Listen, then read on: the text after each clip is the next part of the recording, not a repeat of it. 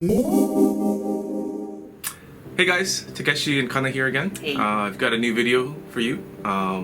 We will be doing something completely different, having our heads and some conversation on top of our video. Right, so, critiquing his own work. critiquing, just talking about what was going through my head, and talking about life on the side as well. So right, and it's been a very, very long time since we uploaded a video. We've been doing YouTube lives, and that was pretty much it. Yep. But this will be a 3-part. Yep. It'll be an MJ and Gwen series. I had some extra time, so I did a whole bunch of commissions. Taped as much as I could, right, and hopefully you'll find it interesting. Right, and some of them has a little less of inking part and vice versa, but sorry about that. Yeah, it's kind of random. Sometimes, it's hard to draw when you're videotaping as well. So I forgot to tape some other stuff, but whatever. Anyway, we'll wing it. Right. Yeah. So first up is MJ. So right. Here we go. Let's begin. Here we go. So the first one was MJ from Spider-Man Loves Mary Jane. Alright. Was there any detailed commission on this commission? Was there any details that the client wanted? Oh, no. Not that I know in of, particular? no. Like some kind of style, what kind of clothing? No, nothing? Did I ask the person? I can't remember. But no, it's always nice to be asked to draw Mary Jane. It's one of my first Marvel books, so right. It's always nice to be able to go back to old characters. Okay, so you finished drawing the head. So this is what I always saw when I was editing the video. It's like you always draw the whole outline first. Yeah. And then you completely erase the head and then start drawing the face. Sure. So why would you do that if you're gonna erase the whole thing? Usually, before, I used to do everything in parts. So I would draw the head, and then I would draw the torso, and legs and stuff. But you kind of lose the balance of the figure. So a lot of times I was finding the head was way too big, and I draw on a flat surface as well.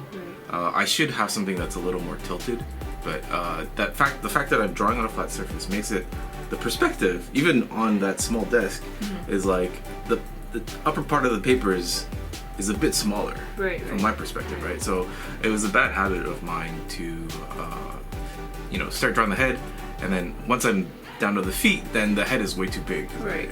And then you realize how to damn it. And so I'd have to redraw and stuff. So now I try to at least draw an outline or have a good grasp of what the size correlation is of the different body parts. As far as I've been seeing, you kind of redrew the face 4 times already. It just wasn't coming together. So what was it that was off balance? Was it the facial features? I don't know, or? It's Mary Jane, and she's still in high school in the book. So I'm always conscious of I don't know, that carefree sort of youth, and just you've got lots of exuberant energy and stuff, and I'm trying to infuse that into this drawing. And, right. So she's kind of sashaying down the hallway. That was my picture of what she was doing, but teenager. Yeah, but I don't know, the face wasn't really coming together. Sometimes the jaw gets too small, and I was I don't know. So I'm constantly second guessing myself here, and I still haven't ironed out what she's wearing either. So right. I'm just kind of winging it right now. I did have some ref in front of me on my laptop, but while I was drawing it, I was I don't know. Maybe I should. What was the reference? It was a girl. I googled summer look, women's summer look or something like that. Oh, you mean the fashion? Yeah, yeah. And then I was gonna do normal jeans and a t-shirt or something, but then high-waisted jeans are in fashion right now, so I was maybe I should do that. And I see that the hips are kind of off right now. Is it? Yeah, see, drawing something straight on is quite difficult for me. So right. I always try to put a little angle on it. Oh, right. Yeah, but in the end, I kind of managed because it is a straight on angle, right? So yeah, this one, sorry, there was no inking part. Yeah. And as you could see, well, what I noticed was that you had the bag and the notebooks opposite when you were drawing it. Yeah. Yeah, you had the bag on the left. Yeah. And books. So the fact that I ended up drawing her facing the other way, so I wanted something to counterbalance on the other side. So that's why I had her elbow point out. And then,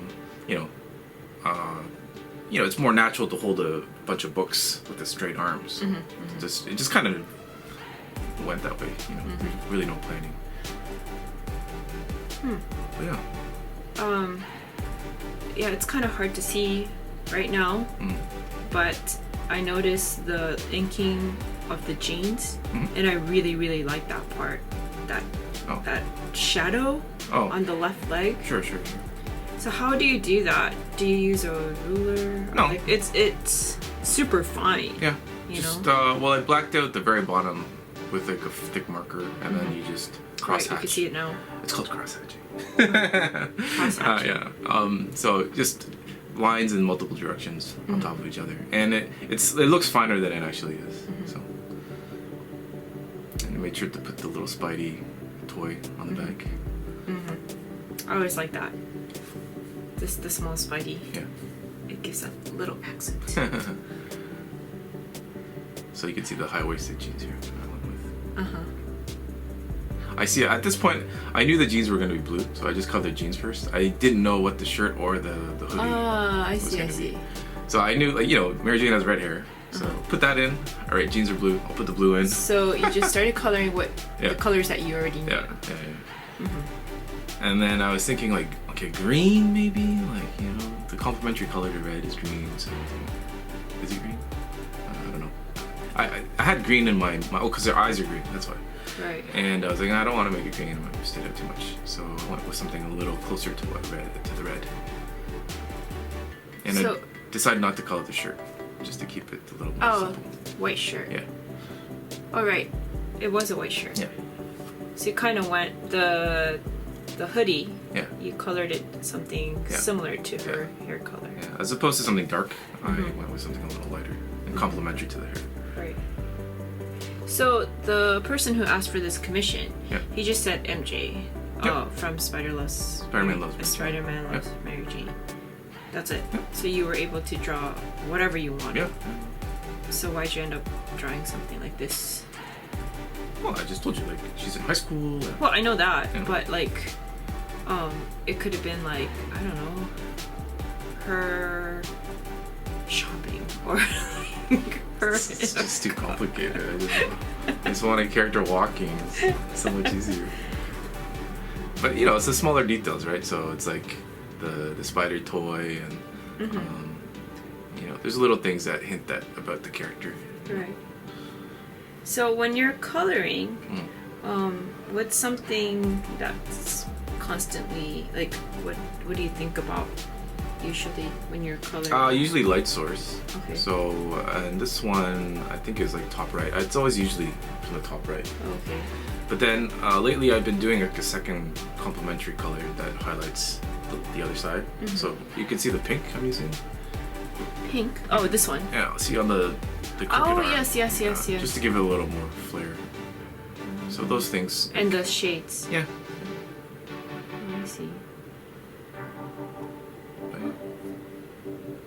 I know, and then I wanted to add the detail on the jeans. That was in my mind the whole time. I'm like, all right, I'm gonna put the fibers that are sticking out. The jeans came out really nice. The colors there.